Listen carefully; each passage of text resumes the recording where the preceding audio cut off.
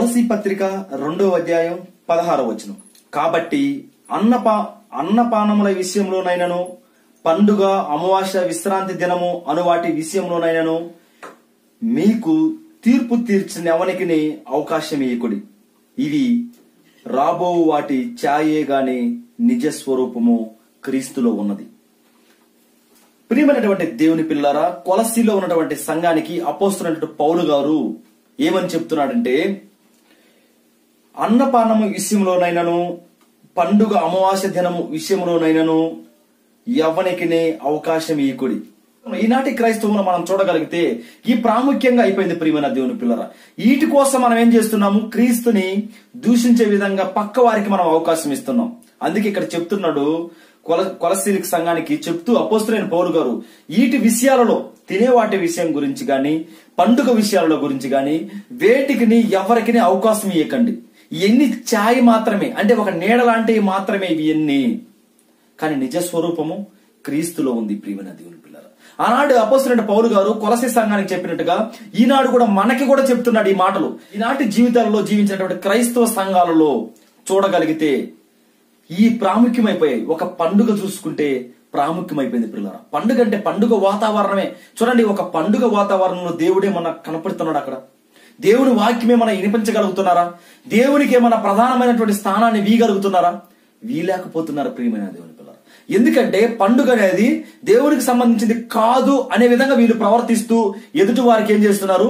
అవకాశాన్ని ఇస్తున్నారు. కానీ ఇక్కడ పౌలు గారు ఏం చెప్తున్నారు? పండుగ విషయాలలో ఎవరికి పగ తీర్చుకున్నటకు మీకు ఎవరికి అవకాశం ఇవ్వద్దని చెప్తున్నారు. ఒక అన్నపానం విషయంలో తినే తాగే దగ్గర విషయంలో చూడగలిగితే ప్రధానంగా వేరే వారి గురించి మనం మాట్లాడుకోకపోయినా క్రైస్తవులుగా అనబడిన వారు తినే వాటి విషయాల్లో త్రాగే వాటి విషయాల్లో ఎలా ఉన్నారు? అన్నిటికన్నా ముందుంటున్నారు. పిల్లలు అన్నిటికన్నా ముందుంటున్నారు. కానీ ఇలాంటి సందర్భాలలో ఒక అమావాస్య వస్తుందండి, అమావాస్యాన్ని పాటించకుండా ఉంటున్నారా క్రైస్తవులు అనే వాళ్ళు? పాటిస్తున్నారు. పిల్లరా, ఇలాంటి అమావాస్యని అది ఒక దినము, దేవుడు పెట్టిన దినమే కదా, దీన్ని ఎందుకు మనం పాటించాలని క్రైస్తవులుగా అనుకోలేకపోతున్నారు. ఆనాటి కాలాలలో కొలసీ సంఘానికి అపోస్తలుడైన పౌలు గారు చెప్తున్నట్టు ఈనాటి కాలాలలో కూడా అది మనకు వర్తిస్తుంది. పిల్లరా, దాన్ని అలాగే కంటిన్యూ చేస్తున్నారు. నిజ స్వరూపం అనేది క్రీస్తులో ఉంది.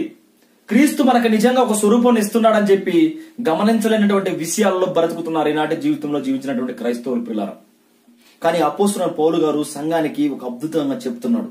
చెప్తూ వీటన్నిటి విషయాల్లో మీరేం చేయండి? చరి చేసుకోండి. ఎవరికి వాళ్ళు తీర్పు తీర్చేదానికి మీరేం చేయకూడదు? సమయాన్ని వాళ్ళకి వీయకూడదు. అలాంటి నిదర్శనమైనటువంటి ఒక బ్రతుకు ఈ భూమి మీద బ్రతికి చూపించాలని వాళ్ళకి చెప్తూ ఉన్నాడు. ప్రియమైన దేవుని పిల్లలు, నిజమైన స్వరూపం క్రీస్తులో ఉన్నది. అంతే, మనం క్రీస్తును చూస్తూ మాదిరిగా బ్రతకాలి ఈ లోకంలో. అంతేగాని ఉన్నటువంటి అన్నపానాలు గాని ఇంకా వేరే వేరే వేటిని కూడా మనం ఏం చేయకూడదు? అమావాస్య దినాలను కానీ వేటిని కూడా మనం పట్టించుకోకూడదు. పిల్లలారా, నిజమైనటువంటి మన గురి ఏంటి? పరలోకం అనే గురి. దాన్ని చూస్తూ మనం ముందుకు అడుగులు వేస్తూ ఉండాలి. అలాగే చూడండి 2వ అధ్యాయం 9వ వచనం చూడండి.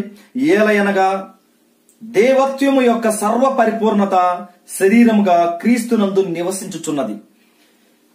దేవుడి యొక్క సర్వ పరిపూర్ణత మొత్తం కూడా శరీరమందు క్రీస్తు యందు నెరవేరుతున్నది. పిల్లలారా, నెరవేరుతున్నటువంటి దీన్ని గమనించలేనటువంటి విషయాలలో సందర్భాలలో ఈనాటి క్రైస్తవులు బ్రతుకుతున్నారు.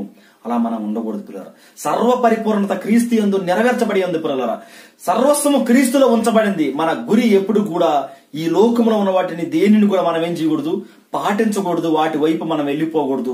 ప్రతిదీ కూడా క్రీస్తుని మాదిరిగా పెడుతూ క్రీస్తుని అవమానపరిచే వారిగా మనం ఉండకుండా క్రీస్తుని మాదిరిగా చూపిస్తూ మనము ఈ లోకములో నిజ స్వరూపమైనటువంటి క్రీస్తు ప్రభువారిని మన నిదర్శనంగా మన హృదయాలలో పెట్టుకుని ఒక అద్భుతమైనటువంటి జీవితాన్ని ఈ లోకంలో జీవిస్తూ ఉన్నతమైనటువంటి ఆ లోకాన్ని మనం స్వతంత్రించుకోవాలని కోరుకుంటూ మనస్ఫూర్తిగా కోరుకుంటున్నాను.